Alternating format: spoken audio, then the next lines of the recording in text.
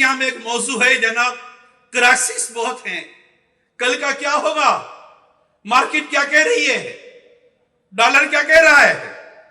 بہت پوزیشن خراب ہے بھائی جان، بہت پوزیشن خراب ہے، بہت مہنگائی ہو گئی ہے. میں نہیں کہتا کہ آپ کے ان موضوع کا کوئی ہاتھ پیر نہیں ہے، لیکن کیا اس کے علاوہ کوئی اور موضوع ہے یا نہیں ہے؟ کیا آپ نے آج کسی کا جنازے کی اطلاع نہیں سنی تھی؟ کیا آپ نے کسی کی قبر کے بارے میں آج نہیں سنا تھا کہ اس ہفتے میں آپ کو پتہ نہیں چلا کتنے لوگ دنیا سے چلے گئے؟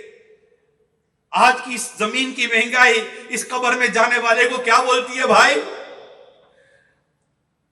آج دنیا کے یہ حالات اس قبر کے اندر اتر جانے والے کو کیا بول رہے بھائی؟ ذرا بتاؤ بھی تو صحیح.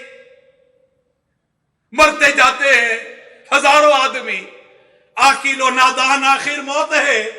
بارہا علمی تجھے سمجھا چکے، مان یا مت مان آخر موت ہے. فلا کیا ہو رہا ہے، ادھر کیا ہو رہا ہے، ادھر کیا ہو رہا ہے، آج کل یہ ہو رہا ہے، آج کل وہ ہو رہا ہے.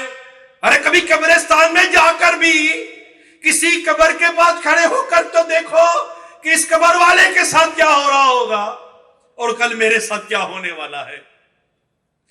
یعنی یہ ہمارے گویا کے ایک طرح سے یہ موضوع ہی نہ رہے، یہ سوچے ہی نہ رہی کہ میری قبر، میری حشر، میرا معاملہ.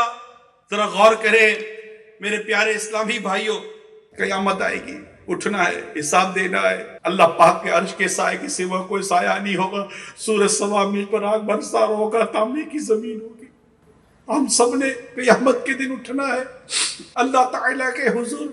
ہم نے حساب دینا ہے میرے پیارے اسلامی بھائیوں، ہم نے حساب دینا ہے. معاملہ بڑا نازک ہے. ام المومنین حضرت سیدتنا عائشہ صدیقہ رضی اللہ تعالی عنہا بیان کرتی ہے، میں نے رسول اللہ صلی اللہ علیہ وسلم کو ایک نماز میں یہ کہتے سنا، اللہم حاسبنی حسابا یسیرا. یعنی یہ اللہ پاک تو مجھ سے آسان حساب لینا. جب آپ نماز سے فارغ ہوئے تو میں نے عرض کی، یا رسول اللہ صلی اللہ علیہ وسلم آسان حساب کیا ہے؟ ارشاد فرمایا، اللہ پاک اپنے بندے کے نامہ اعمال کی طرف نظر کرے اور درگزر فرما لے، یہ آسان حساب ہے. اور اے عائشہ، جس کا تفصیلی حساب ہوگا وہ ہلاک ہو جائے گا.